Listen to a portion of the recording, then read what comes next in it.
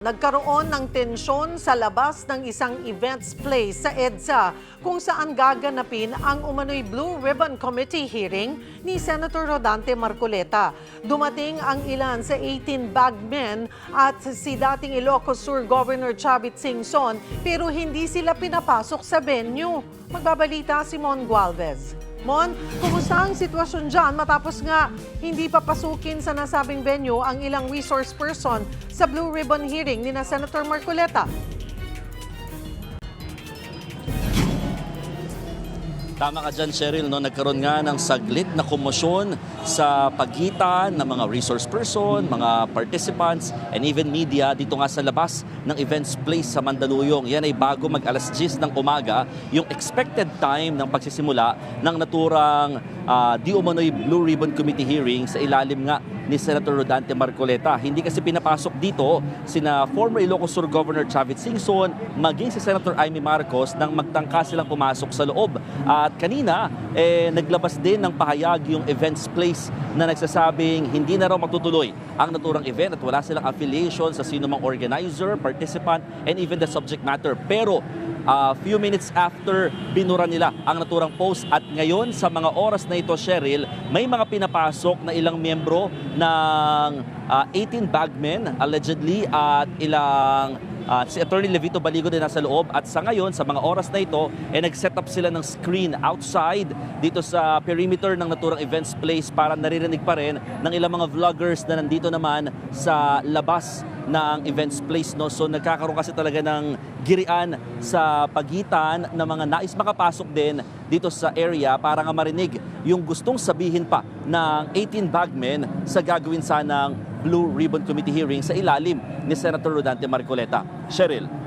Mon, kailan ba na-schedule itong nasabing hearing? Parang din hindi ba alam nung pinagbukan nila na events place na ganito ang mangyayari dyan sa kanilang venue? Number one, Cheryl, kahapon nag-post si former Congressman Mike Defensor regarding dito nga sa alleged Blue Ribbon Committee hearing dito sa venue na ito. Kaya nga nagpuntahan yung ilang mga taga-suporta at even tayo sa mainstream media para nga malaman kung ano ang gagawin nila dito sa naturang events place. The events place, wala silang official na sinasabi, no, patungkol kung kailan na i-book sa kanila at kung alam ba talaga nila. Pero kanina kasi nagkaroon ng tension kaya they opted not to allow yung mga tao, no, dahil talaga nagkaroon ng girian at lahat ay gusto makapasok sa isang private property which is ito ngang events place. Kaya nga doon nagkaroon ng tension pero ngayon sa mga oras na ito ongoing, no? I think si Attorney Levito Baligod yung naririnig ko sa mga oras na ito na nagsasalita sa loob. Pero wala pa tayong impormasyon kung meron pa mga senators inside dahil kanina nga si Senator Amy Marcos attempted na makapasok sana dito pero hindi pinagbigyan. Kaya nga she is also saying na parang may panggigipit sa nais nilang maisabi or masiwalat na katotohanan, no? So sinabi din ng office ni Senator Rodante Marcoleta na hindi nila kinukumpirma pa itong naturang pagdinig or pulong dito nga sa area. So we are still waiting kung may mga darating pa dahil yung mga 18 bagmen unti-unti na sila pumapasok sa loob dito nga sa naturang events place together with their lawyer, Attorney Levito Baligod. Cheryl. So nung simula, ayaw sila papasukin lahat.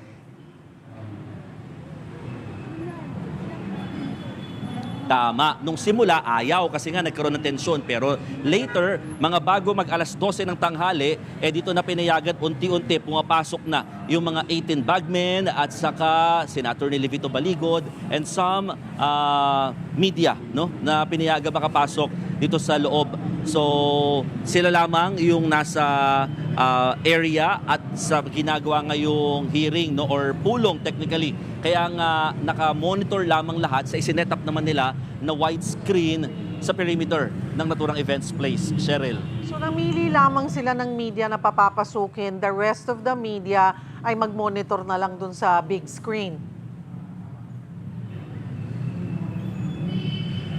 Ganun na nga, Cheryl, no? Kaya talagang lahat tayo ay talagang dito muna sa labas, sa initan at talagang nakabilad sa araw para nga malaman pa rin kung ito ba'y magiging bukas sa lahat. Kasi kanina, we are also trying to enter the premises pero hindi nga pinayagan at dito na sila nagkaroon ng mga in-identify lamang ng mga media, allegedly, para nga makapasok dito sa loob. So, for fairness, naglabas naman sila ng widescreen for us to monitor habang nandito pa rin sa initan sa labas. Cheryl. Bakit ba sa isang events place sa EDSA ang venue at hindi sa loob ng Senado? Hindi kasi kinumpirma or sinasabi ni Senator Erwin Tulfo na siyang Blue Ribbon Committee hearing na wala talaga nakaschedule daw na hearing today dyan sa Senado para sa Blue Ribbon Committee. Kaya nga ang sinasabi ni former Congressman Mike Defensor, itutuloy pa rin daw nila ang naturang hearing, quote-unquote, sa labas ng Senado, which is allowed naman yung mga ganitong klaseng meeting or hearing basta may mga staff or at least merong yung pang-record, no, para nga maipasa yan sa Senado. Bagay na wala pa tayong confirmation if there are Senate staff inside as well para nga ito ay makount na hearing or any meeting for the Senate. Cheryl. Hindi man lang ba natin nakuhanan ng maikling panayam man lang yung mga personalidad na nandyan sa loob ngayon ng venue? Meron, Cheryl, no?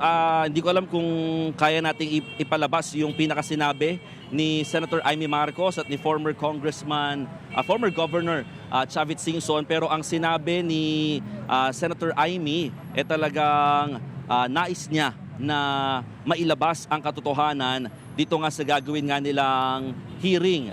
Tila panggigipit daw yung hindi pagpayag sa kanilang makapasok dito sa loob. Habang si Governor Chavit Singson naman, nagtataka siya kung anong bawal daw at kumbaga anong pinagbabawal ng mga pulis. Dito kasi sa area, nag-deploy din ng mga pulis kanina dahil nga sa naturang confirmation at handa raw siyang pangalanan ang mga involved sa di umano'y flood control scandal na may kaugnayan sa sinasabi nga ng mga 18 bagmen na nakatanggap ng mali-maletang pera. Cheryl. Banggitin lang natin muli, Mon, so sino lang sa mga oras na ito ang mga personalidad or mga senador natin din na nandyan sa loob ng venue na nagsasagawa ng, I don't know how we're gonna call it, sabi nyo nga, hearing or meeting?